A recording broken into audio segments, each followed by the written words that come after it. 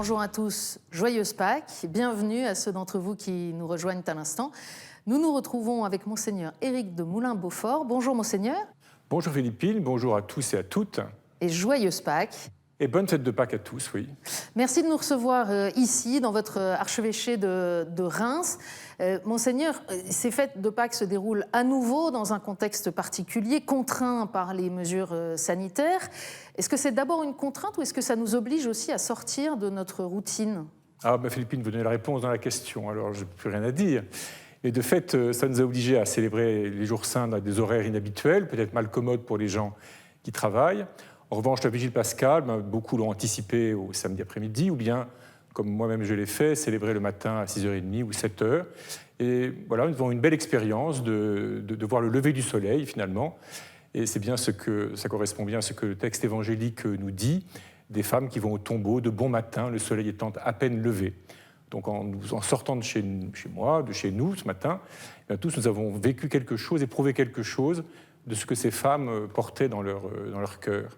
Alors, Monseigneur, cette espérance inouïe qu'on proclame dans la nuit de Pâques, elle est difficile à entendre aujourd'hui pour beaucoup de nos contemporains. Le poids des jours est quand même pénible sur les épaules de beaucoup. Comment se mettre dans la disposition de cœur pour accueillir cette joie sans faire d'irénisme, parce que la vie est compliquée, voire difficile pour beaucoup ? Voilà, mais en même temps, vous voyez, moi je sais dans la cathédrale de Reims, qui a brûlé en 1914 parce que la ville a été bombardée, puis après, pendant toute la guerre de 14 jusqu'en 1918, la ville a été bombardée quasiment tous les jours. Donc il faut relativiser aussi les malheurs que nous connaissons. Il y a aussi la Deuxième Guerre mondiale. Enfin, c'est vrai, mais moi ça ne me soulage pas du tout quand j'ai mal de savoir que d'autres ont eu mal à un autre moment. Nos prédécesseurs ont su vivre la grande espérance de Pâques, et ils ont su y croire, et à partir de là, puiser de la force, de l'énergie pour revivre, pour construire un monde nouveau, et surtout pour rester vivant dans l'épreuve, c'est-à-dire pour ne pas se laisser écraser par l'épreuve. S'écraser par l'épreuve, c'est être obnubilé par tout ce qui nous inquiète, par tout ce qui nous fait peur, mais au risque de ne plus être attentif à l'autre, au risque de ne plus être capable d'apercevoir ce qu'il y a comme beauté, comme bonté, comme vérité, qui brusquement jaillit dans un instant. C'est très peu de choses, mais pas que c'est ça. C'est très peu de choses que la rencontre que ces femmes font du ressuscité, et en même temps, ça change complètement le regard sur la vie humaine. Alors voilà, nous nous entraidons, nous nous aidons comme nous pouvons, les uns les autres, à essayer de vivre cela et à nous laisser saisir par la joie. Et pour moi, à Pâques, la joie, c'est d'abord celle du Christ ressuscité, et c'est cette joie du ressuscité qui peut devenir la nôtre et par laquelle il faut nous laisser atteindre, et peut-être par laquelle il faut nous laisser un peu remplir, si c'est la grâce qui nous est donnée. Comment on peut faire ? Parce que cette célébration, on la vit chaque année, alors c'est à la fois la beauté, la force de la pédagogie de l'Église catholique, et en même temps, ça nous habitue. Comment on fait pour retrouver le caractère inouï de ce qu'éprouvent les premiers témoins du tombeau vide ? Alors il y a déjà ce qui est nouveau chaque année, c'est les baptêmes. Les adultes qui sont baptisés, c'est toujours des personnes nouvelles, différentes. Alors moi qui ai la chance de connaître un petit peu les catéchumènes, je les rencontre un peu, je les connais beaucoup moins que leurs accompagnateurs ou que la communauté qui les a accueillis. Mais enfin, je les connais un tout petit peu, et donc je suis émerveillé par ce que la grâce de Dieu a pu faire en eux, et par le chemin que ces personnes ont pu faire, et pour beaucoup, par l'audace aussi que ça représente, de dire un beau jour, à 35 ans, à 30 ans, eh bien moi je veux être baptisé, et de le dire devant tous les siens. Et là, il y a quelque chose de neuf, d'inattendu, et ces personnes, elles nous sont données comme des frères et des sœurs nouveaux ou nouvelles, et qui viennent apporter un certain inattendu dans ce qui pourrait être notre routine ecclésiale. Selon les chiffres, ils sont 3639, si je ne dis pas de bêtises, à avoir reçu le baptême en ce week-end de Pâques. En même temps, c'est beaucoup moins que l'année dernière et les années précédentes. Est-ce que le contexte sanitaire est l'explication de cela ? Ça peut l'être, on verra bien. Nous avons un immense travail à faire, parce que 3 000, c'est très bien, mais il pourrait être 30 000, il pourrait être 300 000, vu le petit nombre des baptêmes d'enfants qui ont lieu en France chaque année. Donc nous sommes loin du compte. Enfin, tous ceux que Dieu veut appeler, tous ceux que Dieu nous donne sont les bienvenus. Donc les chiffres absolus, il faut être attentif à ce qu'ils nous disent, mais jamais un chiffre ne nous dira c'est formidable, nous avons atteint le maximum de nos possibilités. Donc Je crois que pour le moment à Pâques, quelles que soient les explications qu'on peut donner, il faut aussi apprendre à se réjouir de chaque personne. C'est chaque fois une victoire de l'Esprit Saint, de l'Esprit du ressuscité, sur tout ce qui s'oppose à ce que quelqu'un mette toute sa foi en Dieu. Alors, il y a peut-être une explication de la complexité de cette année dans cette baisse des chiffres des baptêmes d'adultes. À propos de la situation et de chiffres, on a beaucoup parlé ces dernières semaines de tous ceux qui ne sont pas revenus dans les paroisses, jusqu'à 30% selon les estimations de certains prêtres en paroisse en tout cas. Comment comprendre ce qui se passe là ? Bon, d'abord, cette estimation, c'est jamais qu'une estimation, un peu quand même au doigt mouillé, puis c'est très variable selon les paroisses. Je ne sais pas si c'est un chiffre qu'il faut étendre à tout le monde. Après, je pense qu'il y a beaucoup de facteurs qui s'entrecroisent. Je suppose qu'il y a un certain nombre de personnes âgées qui se faisaient un devoir d'aller à la messe encore, et puis qui ont découvert l'an passé que finalement, en restant chez elles participaient mieux à la messe parce qu'elles voient mieux, elles entendent mieux, elles n'ont pas peur de tomber, etc. Donc, il m'est arrivé de rencontrer des personnes qui sont dans cette situation-là et qui se disent aujourd'hui, bien finalement, je profite mieux de la messe, j'en vis mieux en restant chez moi. Et personnellement, quoi qu'on puisse dire des faiblesses de la diffusion télévisée ou radio-diffusée, je trouve que des gens qui, pendant 80-90 ans de leur vie, sont à la messe tous les dimanches, voire pour certains ou certaines tous les jours, passer un certain moment, ont gagné un moment où peut-être il est bon que ces personnes puissent vivre la messe sans toutes les inquiétudes qu'entraîne nécessairement la complexité de nos édifices. Donc vous ne condamnez pas ça a priori. Cela dit, ça pose quand même une question. Si beaucoup finalement se disent « je suis mieux chez moi qu'avec mon voisin qui me gêne, mon curé qui m'agace, mon église qui est mal chauffée », et ce qui fait finalement aussi une dimension incarnée de la participation à l'Eucharistie. Voilà, alors donc toute la question qui se pose, c'est quelles sont les raisons pour lesquelles, les critères sur lesquels quelqu'un va décider de rester chez lui ou chez elle. Donc il peut y avoir des bons critères, il peut y avoir des moins bons critères. Tout va dépendre aussi de notre capacité à nous, dans nos communautés, dans nos paroisses, à aller rejoindre ces personnes, à les visiter, à garder le lien avec elles. Parce que le risque, évidemment, c'est que ces personnes, finalement, elles disparaissent de l'horizon de la paroisse. Je crois que nous avons un énorme effort à faire, ou un grand effort en tout cas à faire, dans nos paroisses pour multiplier la possibilité d'aller rendre visite. Mais ça suppose aussi que les gens acceptent qu'on leur rende visite. Et je pense qu'il faut plus de simplicité chrétienne, ou entre chrétiens, pour que ce lien, ce va-et-vient entre la vie de la communauté qui se rassemble le dimanche et ceux et celles qui restent chez eux soit encore un peu plus intense que ça n'est aujourd'hui. Ça veut dire qu'il y a aussi une dimension missionnaire à l'intérieur de la communauté chrétienne ? Oui, souvent ces personnes qui restent chez elles, elles ont été des colonnes portantes de la paroisse. Donc il y a un aspect aussi de fidélité, de gratitude qui doit continuer à se manifester. Et ces personnes, elles ont beaucoup à apporter à ceux ou celles qui viendront leur rendre visite. Alors ça se fait déjà, mais il me semble que ça pourrait se faire encore davantage. Et encore une fois, ça suppose que les uns acceptent de rendre visite, mais les autres acceptent aussi qu'on leur rende visite, donc d'ouvrir leur intérieur, ce qui n'est pas toujours si facile que ça. Monseigneur, parmi ceux qui ne viennent plus dans les paroisses ou qui ont cessé de fréquenter l'Église, il y a aussi ceux qui ont été scandalisés par les affaires d'abus révélées au cours des dernières années, les abus eux-mêmes et puis la manière dont l'institution ecclésiale n'a pas su les gérer correctement pendant longtemps. Vous avez travaillé ces 2 dernières années avec les évêques français sur ce sujet. Je renvoie ceux qui voudraient l'ensemble du détail de vos travaux à l'entretien que vous avez accordé sur ce sujet précis à Étienne Loraillère il y a quelques jours. Mais en quelques mots, où est-ce que vous en êtes aujourd'hui ? D'abord, je crois que nous avons franchi, nous les évêques en tout cas, un pas important. Et nous l'avons franchi vraiment en pensant à toutes les personnes victimes que nous avons rencontrées. Et pour moi, vraiment, m'habitent profondément, même les toutes premières que j'ai rencontrées, qui n'étaient d'ailleurs pas des personnes victimes, mais des parents de personnes qui avaient été victimes d'un prêtre à Paris, dans des situations bien particulières. Donc vraiment, je pense à ces personnes.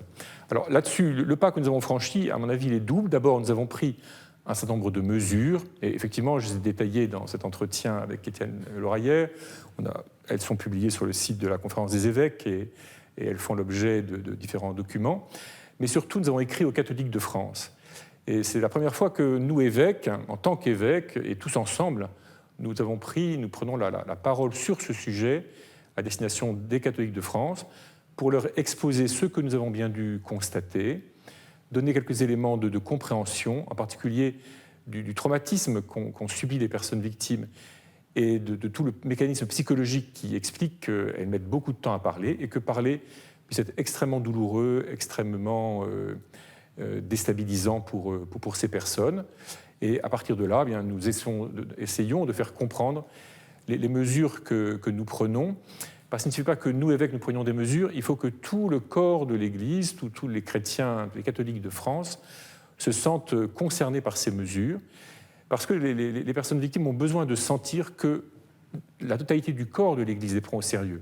Pas seulement tel évêque, pas seulement tel spécialiste du sujet, mais voilà, qu'une personne, qu'elle ait parlé ou pas parlé, puisse savoir que si elle dit ce qui lui est arrivé, eh bien, on la prendra au sérieux et il n'y a pas quelqu'un qui se dira « vous exagérez, c'est pas si vrai que ça, le père machin était tellement formidable, etc. » Il a peut-être été formidable par ailleurs, mais il a quand même, s'il a commis ce qu'on est obligé de constater, eh bien, il faut prendre ça vraiment au sérieux. Donc cette lettre me paraît être une étape très importante dans la vie de notre Église en France, et j'espère qu'elle portera de bons fruits. Pour le moment, il semble qu'elle soit plutôt bien reçue, mais il reste à la diffuser vraiment largement. Je suppose que dans beaucoup d'endroits, ça se fera plutôt après Pâques, mais j'invite vraiment tous ceux qui nous écoutent à essayer de se la procurer. Elle est d'ailleurs accessible dès aujourd'hui sur le site de la Conférence des évêques, et peut-être même facile à trouver sur KTO. Vous avez aussi écrit une lettre aux prêtres. Oui. Ben oui, parce que les prêtres sont les premiers touchés. D'abord, c'est des frères qui ont manqué. Donc, pour les prêtres, c'est extrêmement choquant, parfois très surprenant. Parfois, c'est un camarade de séminaire, parfois, c'est quelqu'un pour qui on pouvait avoir beaucoup d'estime, ou bien quelqu'un dont on se méfiait, mais sans savoir très bien pourquoi. Et puis, ben, les prêtres ont quelquefois le sentiment d'être regardés comme tous des pédophiles en puissance. Et enfin, nous, évêques, nous avons beaucoup travaillé, mais pas beaucoup associé les prêtres à notre réflexion.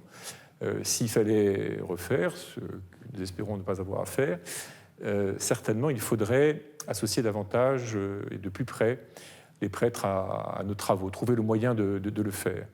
Monseigneur, il y a aussi parfois des gens qui se sentent incompris ou pas accueillis dans l'Église. Et je pense aux personnes de sensibilité homosexuelle en particulier, parce que ces derniers jours, il y a eu un nouveau moment d'incompréhension, en tout cas de débat. Pour ceux qui n'ont pas suivi, la Congrégation pour la doctrine de la foi a répondu à une question qui lui était posée sur la possibilité ou pas dans l'Église de bénir des unions homosexuelles. Et la réponse est clairement non, en réponse argumentée, qui rappelle qu'on peut bénir les personnes, mais en l'occurrence pas les unions homosexuelles. D'abord, est-ce qu'on peut expliquer ça? Parce que ça semble incompréhensible à beaucoup de nos contemporains. Qu'on puisse bénir des personnes et pas des unions? Oui, qu'on refuse une bénédiction aux unions homosexuelles aujourd'hui. C'est clair, c'est que la bénédiction, d'abord, elle s'adresse d'abord à des personnes. Après, il y a une célébration sacramentelle qui s'appelle le mariage. Après, qu'est-ce que l'on bénit entre une personne et puis le mariage? Quand on bénit les fiançailles, on bénit le discernement que les fiancés vont faire, le travail qu'ils vont faire en vue du mariage. Donc la réponse de la congrégation, elle n'est pas vraiment étonnante. Elle est intéressante quand même dans ce qu'elle dit de positif sur le regard apporté et sur l'accompagnement accordé aux personnes homosexuelles. J'aimerais bien que nous soyons déjà tous partout. Et quand je dis nous, c'est pas seulement les prêtres et les évêques, mais aussi les fidèles et nos structures paroissiales, les personnes d'accueil, etc., à la hauteur de l'attitude que cette note recommande. Si déjà on avait ça, ce serait déjà bien, peut-être dans la société tout entière. Et ensuite, ce que je ne sais pas pour ma part, c'est quelle était l'urgence de répondre à cette question. Je ne sais pas qui a posé cette question. De fait, cette note est tombée comme ça, sans que beaucoup de choses les annoncées ni préparées. Donc je n'ai pas beaucoup d'éléments pour la situer tout à fait dans un contexte plus précis. De fait, elle a suscité des réactions très contrastées et très, très fortes, avec des choses assez inhabituelles, des évêques qui prennent publiquement position contre la doctrine de la foi, c'est quand même pas fréquent, et qui s'offusquent en tout cas du ton de la note, de son caractère inopportun. Alors sur ces sujets-là, je pense qu'il n'y a pas besoin de regarder très loin dans l'histoire pour trouver des exemples où déjà des choses de ce genre, des textes de ce genre, ont pu susciter des réactions, y compris d'évêques plus ou moins plus ou moins satisfait de ce qui était dit, il n'y a pas besoin de chercher très, très, très loin. Après, ce qui est plus important, il me semble, c'est qu'on est dans ce texte dit des choses qu'on peut, à mon avis, entendre, mais voilà, la brièveté de la note, son vocabulaire un petit peu juridique, un peu trop strictement doctrinal, la rend difficile à accepter, difficile à entendre, difficile à recevoir pour ceux et celles qui portent cette situation et puis qui sont en souffrance par rapport à l'Église et en attente peut-être que l'Église puisse avoir une parole positive sur leur situation. Et je dois dire que sur le sujet de l'homosexualité, je pense que nous avons un peu de travail devant nous pour voir ce que, en vérité, devant Dieu, nous pouvons dire. Voilà, je ne crois pas pour ma part que le mariage en tant que tel puisse être célébré pour des personnes de même sexe, parce que le mariage, en tant qu'il est le signe de l'alliance de Dieu avec l'humanité, est le mariage entre l'homme et la femme ouvert à la vie. Mais ensuite, sur le fait de l'homosexualité, nous ne pouvons pas avoir le même regard qu'il y a 100 ans ou 50 ans, peut-être même pas qu'il y a 20 ans. Et je pense que nous avons collectivement un travail à faire qui est en cours, mais qui n'est pas encore achevé. Monseigneur, venons-en à l'actualité en France, comme nous le faisons traditionnellement dans cet entretien de Pâques. J'ai d'abord envie de vous demander comment, selon vous, évolue ces derniers temps la relation entre le monde politique et les représentants des religions, en particulier vous concernant l'Église catholique. On se souvient qu'en novembre dernier, vous aviez fait appel au juge des référés pour protester contre la limitation extrême de la participation au culte. Vous avez obtenu satisfaction. Est-ce que ça vous a permis d'être plus présent dans le champ de conscience des responsables politiques ? En tout cas, on peut constater que dans les différents états de confinement ou de freinage que nous avons connus, la spécificité des cultes a été chaque fois prise en compte.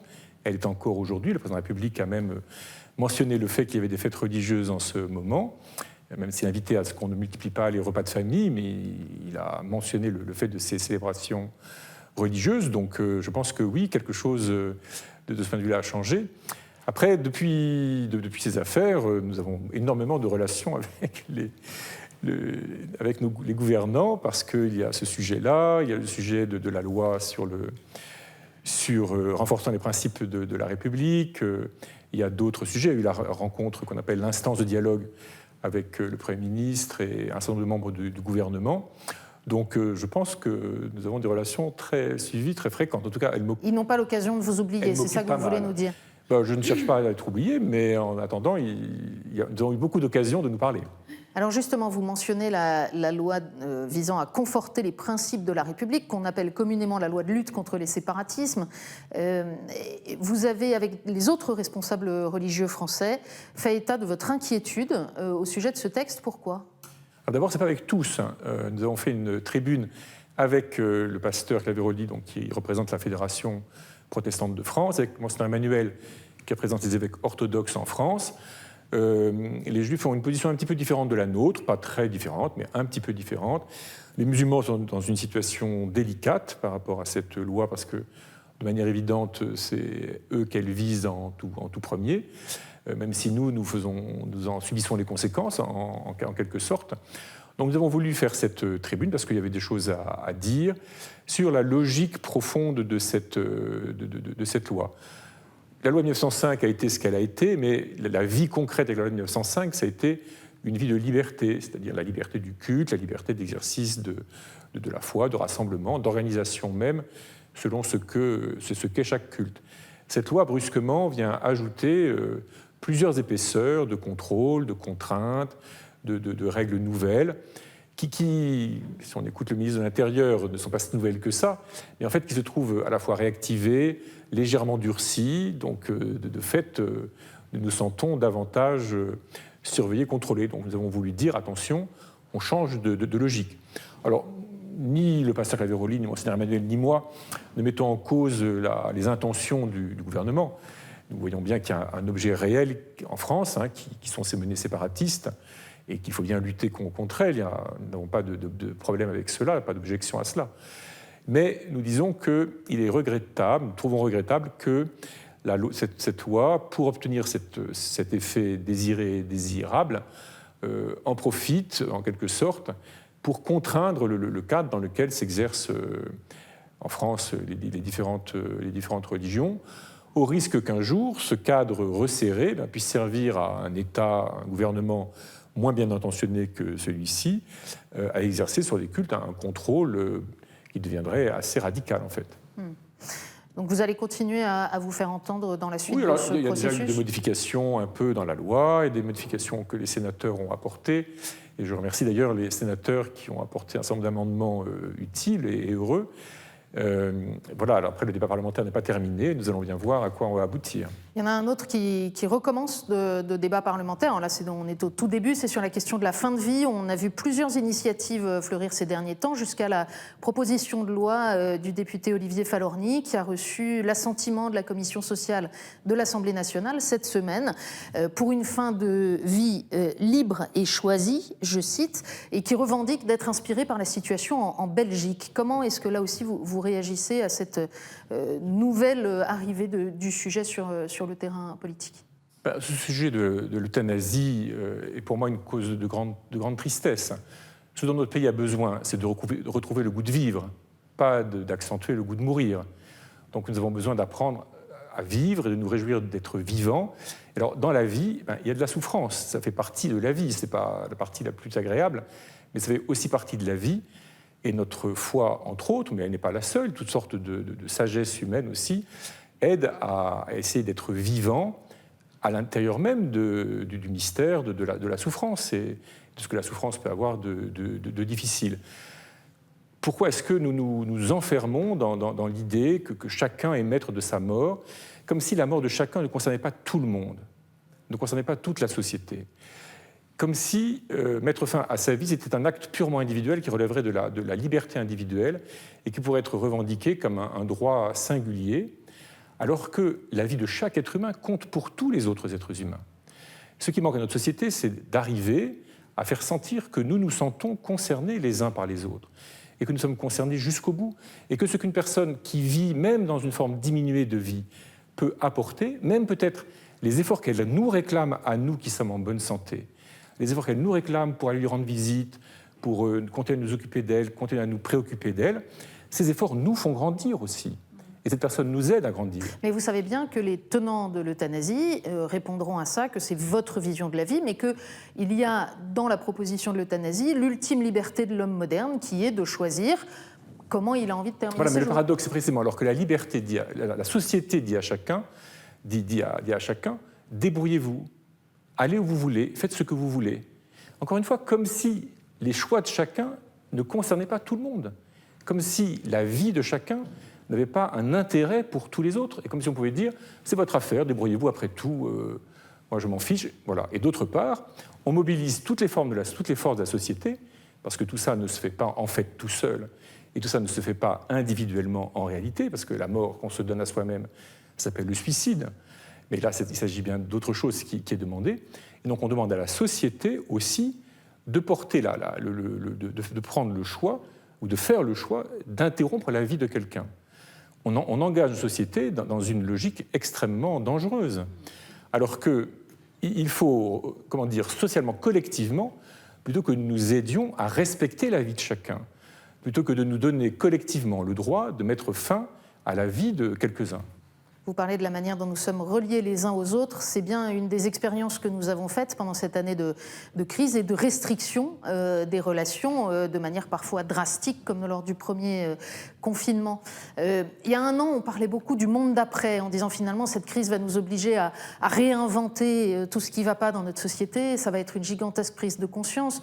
Je pense aussi évidemment au pape François qui nous invite à réviser fondamentalement notre relation à la création, mais aussi à nos frères avec ses deux dernières grandes encycliques, et puis son incitation quasi permanente à mettre la révolution. Il l'a encore dit à John Français il n'y a pas longtemps.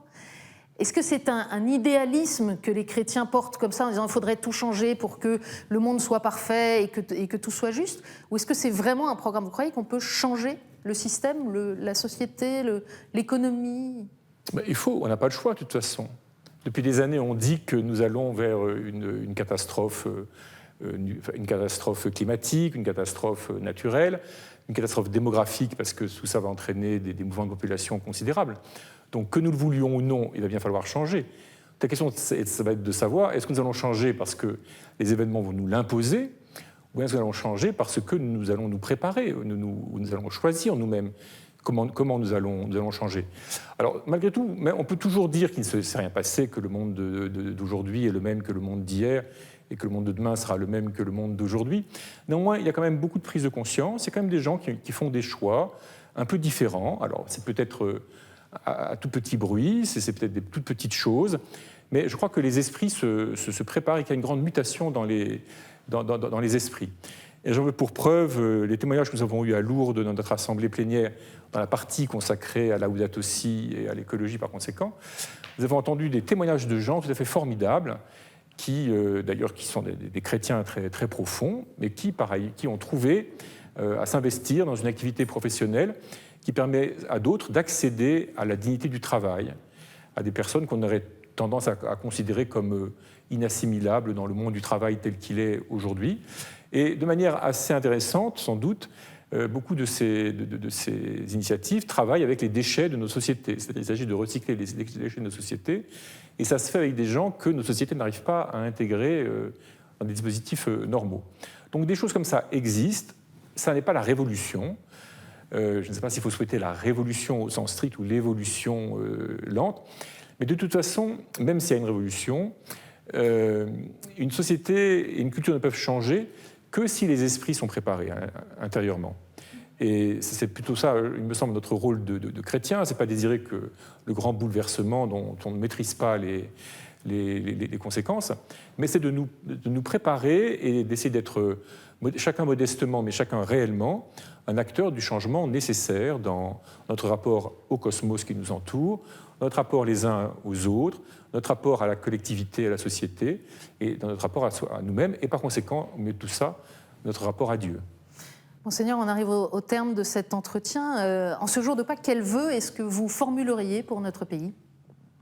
Pour notre pays, qu'il retrouve le goût de vivre pour de vrai, le goût d'être vivant, que nous arrivions à formuler un projet qui nous mobilise tous et qui nous donne envie, non pas simplement de regarder ce que nous n'avons pas, mais d'oser nous tendre vers ce que nous pourrions faire ensemble et faire les uns avec les autres.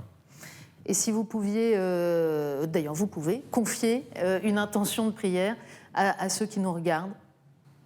Eh bien, en ce jour de Pâques, je leur confie particulièrement tous ceux qui sont enfermés, donc tous ceux qui sont prisonniers, tous ceux qui sont malades, tous ceux qui sont à l'hôpital, tous ceux qui sont enfermés en eux-mêmes pour une raison ou pour une autre, parce que Pâques, c'est vraiment que le Christ qui était enfermé dans le tombeau en sort.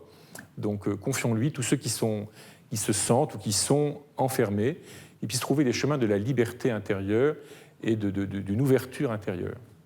Merci beaucoup, Monseigneur. Merci de nous avoir accueillis chez vous. Merci à tous ceux qui nous ont permis de réaliser cet entretien. Christ est ressuscité. Il est vraiment ressuscité. Alléluia.